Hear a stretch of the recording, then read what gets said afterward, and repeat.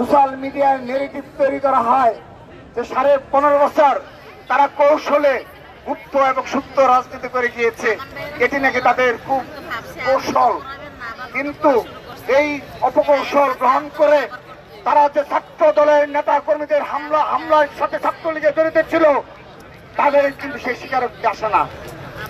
সকল শিক্ষা প্রতিষ্ঠানে আমাদের উপর যতগুলো হামলা হয়েছে, আমরা তদন্ত এবং সাধারণ শিক্ষার্থীদের এবং পরবর্তীতে আজকে যারা এনসিপি হিসাবে আত্মপ্রকাশ করেছে, তারা বিভিন্ন সামাজিক যোগাযোগ মাধ্যমে স্পষ্ট করেছে যে এই ছাত্র সংগঠনের কারা ছাত্রলীগের ব্যানারে থেকে সাধারণ শিক্ষার্থী এবং ছাত্র দলের নেতাকর্মীদের সাথে হামলার সাথে জড়িত, সেই নামগুলো উন্মোচিত হয়েছে।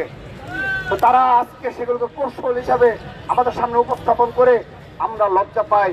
আমরা মনে করি বাংলাদেশে আবারও যদি কোনো সংকটে উপনীত হয়, বাংলাদেশ যদি আবারও কোনো ক্রান্তিকাল অতিক্রম করতে হয়, সেদিনও তারা আত্মগোপনে চলে যাবে এবং গুপ্ত রাজনীতি করে যাবে, কিন্তু প্রকাশ্যভাবে একমাত্র লড়াই সংগ্রাম করবে সাধারণ শিক্ষার্থীদেরকে নিয়ে বাংলাদেশ জাতীয়তাবাদী ছাত্র দল।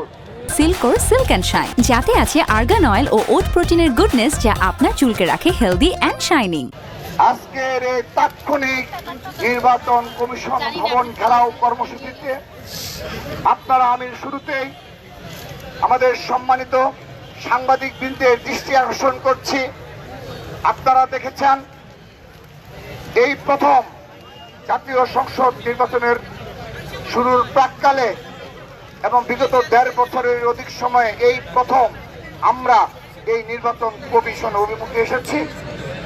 এবং অতীতে আপনারা দেখেছেন বেশ কয়েকটি রাজনৈতিক দল তারা নানাবিধ লব ক্রিয়েট করে উদ্দেশ্যহীনভাবে তারা কিন্তু এখানে এসে এই ভবন ঘেরাও করেছে।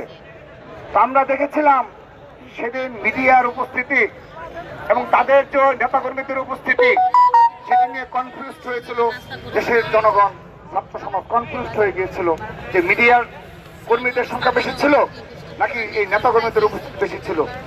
কিন্তু একদিনের নোটিশে বাংলাদেশ জাতীয়তাবাদী ছাত্র দল গতকাল প্রস্তুতি নিয়ে আজকে আমরা এখানে উপস্থিত হয়েছি।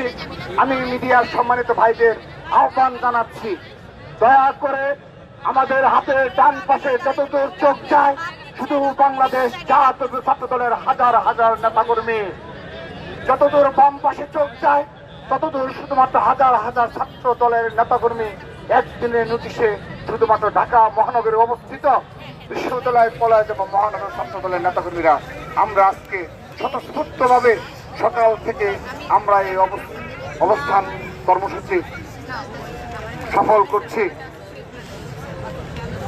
প্রিয় উপস্থিতি, এই বিগত 1.5 বছরের অধিক সময় এই নির্দলীয় সরকারের সময়ে আমাদের যেহেতু ক্যাম্পাস ভিত্তিক রাজনীতি, সেই ক্যাম্পাস ভিত্তিক ছাত্র রাজনীতির কারণে আমরা স্বাভাবিকভাবেই বিগত 15.5 বছর ক্যাম্পাস থেকে পুরোপুরি আমাদেরকে বিচ্ছিন্ন করে রাখা হয়েছিল।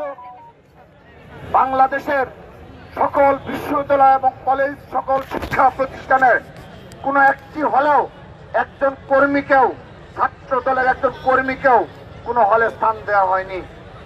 লিগ্যাল স্টুডেন্টশিপ থাকা সত্ত্বেও ক্যাম্পাসগুলোতে আমাদের যাতায়াত ব্যাহত করা হয়েছে, বারবার হামলা করা হয়েছে, মামলা করা হয়েছে, গুম করা হয়েছে, খুন করা হয়েছে।